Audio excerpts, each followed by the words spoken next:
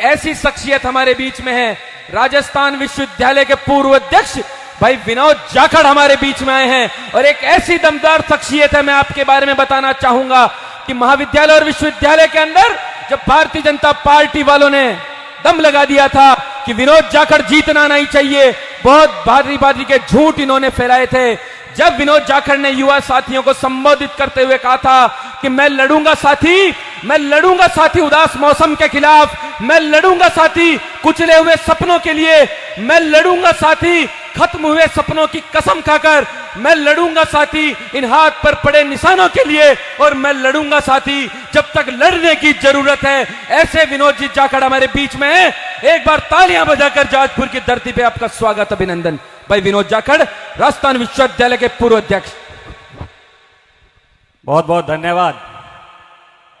आज जिनके लिए हम सब इकट्ठा हुए हैं, हमारे बीच में धीरज गुजर जी पधार गए हैं, नीरज जी गुजर हैं, प्रधान साहब, मंच पर सभी सम्मानित अतिथिगण, और मेरे सामने माताएं, बहनें, बुजुर्ग, युवा साथी, सभी को कोटि कोटि प्रणाम।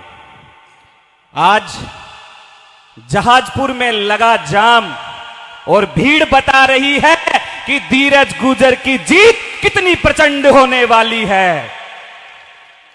कितने नादान हैं जहाजपुर के कुछ जुगनू, कितने नादान हैं जहाजपुर के कुछ जुगनू जो मिलकर कहते हैं हम सूरज नहीं निकलने देंगे। तो मैं उन जुगनुओं से कहना चाहता हूं कि दौर हमेशा हवाओं का कायम रहता है, दौर हमेशा हवाओं का कायम रहता है। आंधियां तो कुछ देर में थम जाती हैं, आंधियां तो कुछ देर में थम जाती हैं।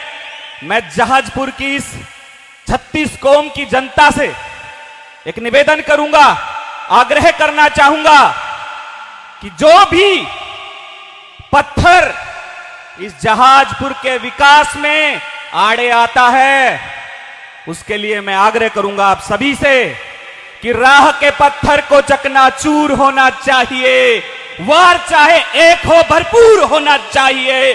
सिर्फ इतना ही नहीं कि वो हार अपनी मान ले, हम कहते हैं वो हमारे सामने मजबूर होना चाहिए, हमारे सामने मजबूर होना चाहिए। धीरज गुजर जी वो दीपक की लो है, वो दीपक की लो है। किसी भी हवा की औकात नहीं कि उस लो को बुझा सके, उस लो को बुझा सके।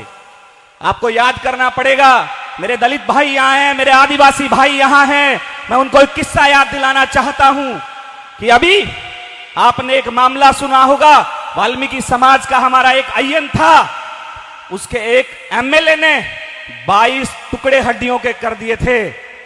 फिर कांग्रेस ने इस बार उसका टिकट काट दिया और बीजेपी ने उसे गले लगा लिया।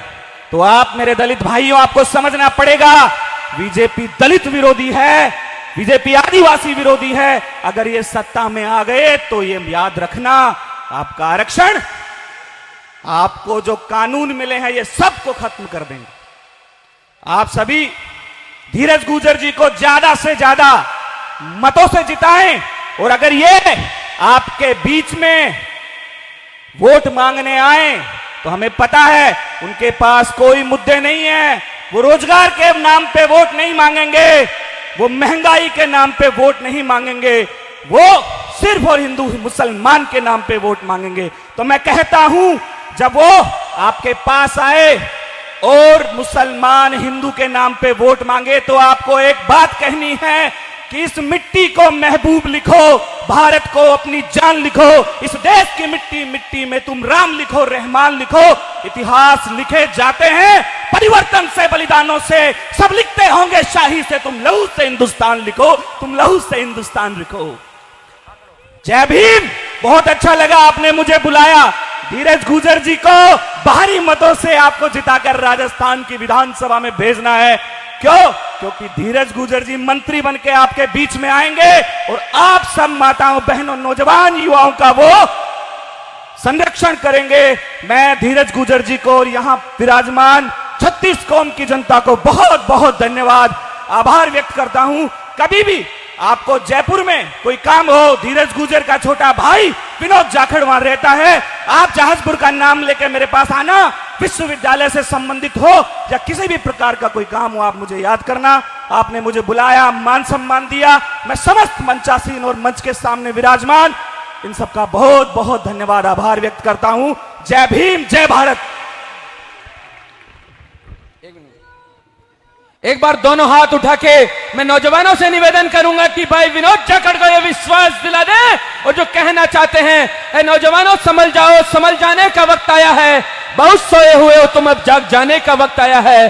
बहुत सोए हुए हो तुम, अब जाग जाने का वक्त आया है। इस मुल्क को बनाने में तुम अपनी अहमियत समझो। नौजवानों, वही तारीख 15 अगस्त दोहराने का वक्त आया है। जहां से हम चले थे उन्हीं माझी की राहों पर पलट जाने का वक्त आया है और फिर धीरज गुजर का वक्त आया है। धीरज गुजर।